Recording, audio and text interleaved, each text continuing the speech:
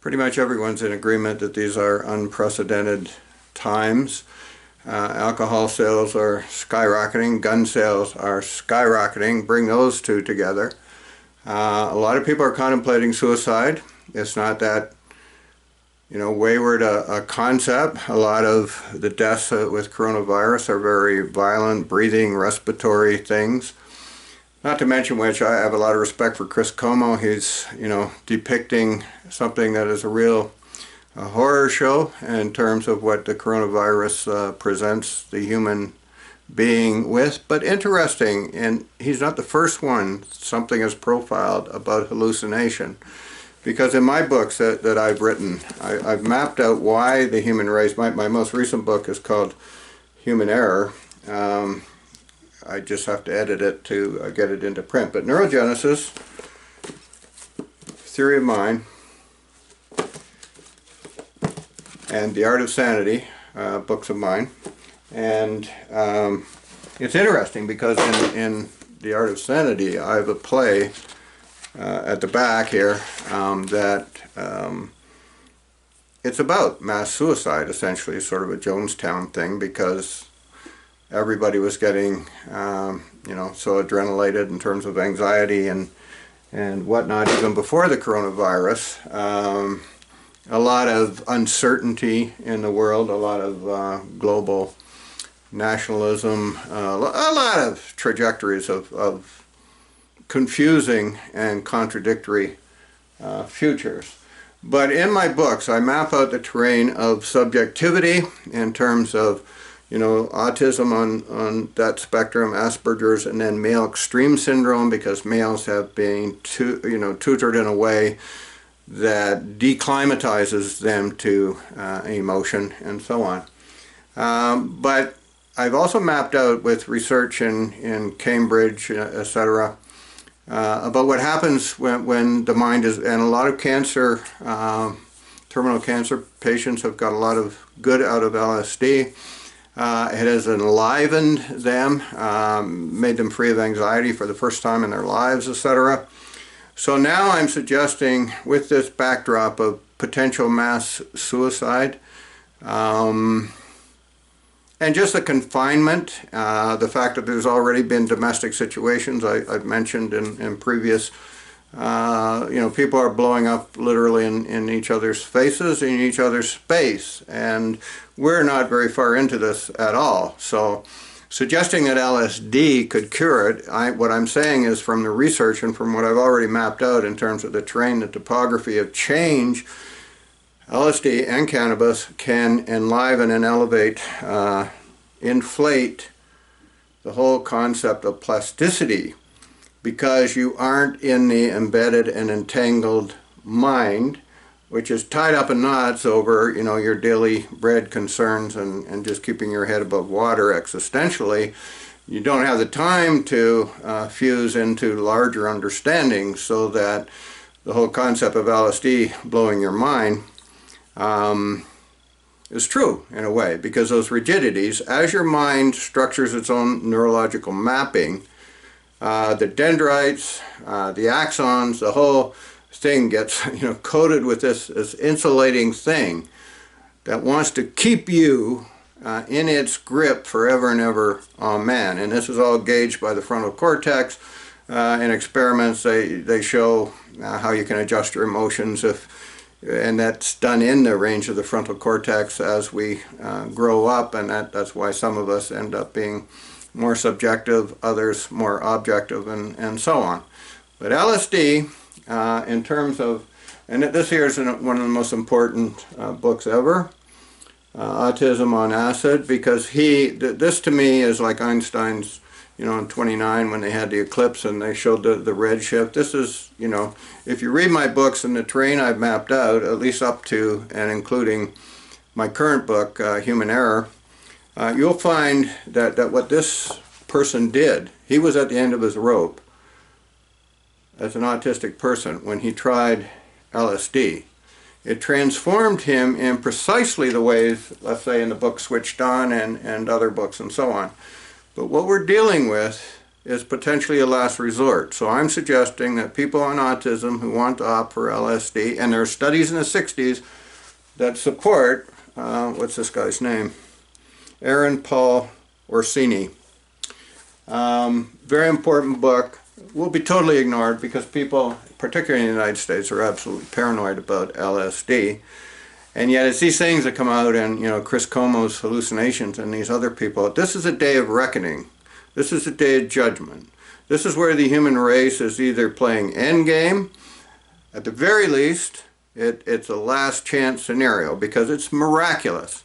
No one, not the wildest, you know, novelist, could ever have speculated that the whole world was going to come to a crashing halt at once and everybody was going to go back into, you know, their beehive worlds and what that means when the mind faces itself and the mind comes. So as a last-ditch effort to save humanity, you can create with LSD a platform for healing to migrate far and wide. This is epiphany zone. This is, you know, if somebody really wants to live and they want to blow the lid off all the consternation. So what I'm suggesting in all my books is that because society has leaned into the left part of the spectrum, left brain, look at the book by McGilchrist, The Master and the Emissary, totally delineates left and right brain. Or look at Eric Kendall, what he says about, you know, the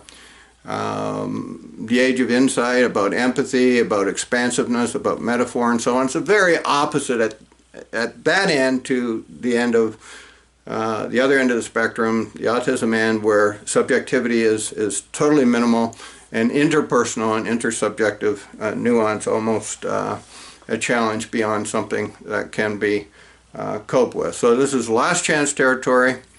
I hope this goes viral because I would really like to think that mature adults facing off with their own death can at that point choose something like LSD, which has a track record. Go to the Cambridge studies, 2014, and elsewhere. They've even been on 60 Minutes. They've been on just about every documentary in terms of what those drugs have done for alcoholism, for depression, for bipolarity, for everything. And take the drug like Steve Jobs did, like Aldous Huxley did. Take it outside. Don't take it inside with the little whooshamacallas on and so on. It's a psychokinetic event.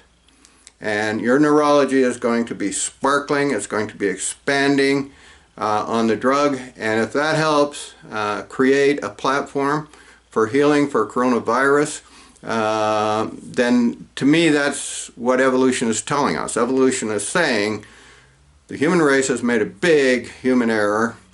They have tracked down reality into the left brain. They parceled it and packaged it and built an education system on information biases and so on. And this is it. This is reckoning. This is a day of judgment. This is God saying, you know, you've gone the wrong way.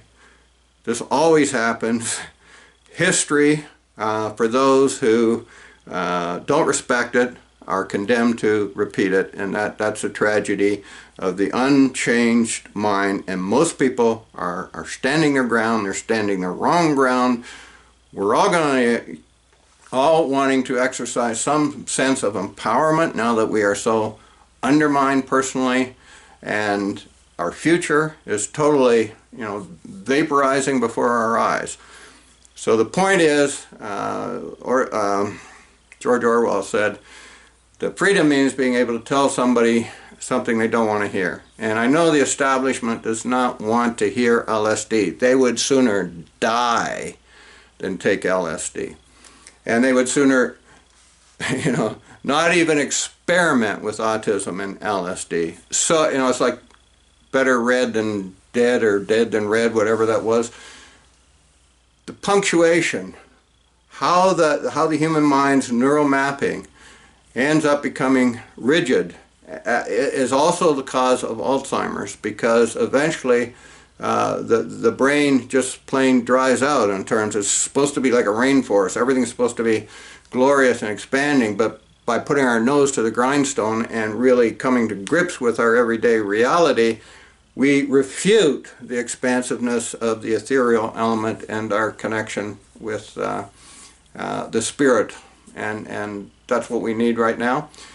We need to make the sacred sacred again, and we need to stop undermining ourselves by making the very decisions that entrap us. We're so raptured of our own pulling the strings on reality, entertainment, and sports, and now we don't get to see the Maple Leafs, whether they would have done any good in the playoffs, or the Raptors, would they have done well. We may not even see Tom Brady in Tampa Bay or whatever. The point is that all those stories that were unfolding that are interesting and can give us a way of digressing from our own reality as we escape into the reality of being a fan and so on, that stimulus is gone.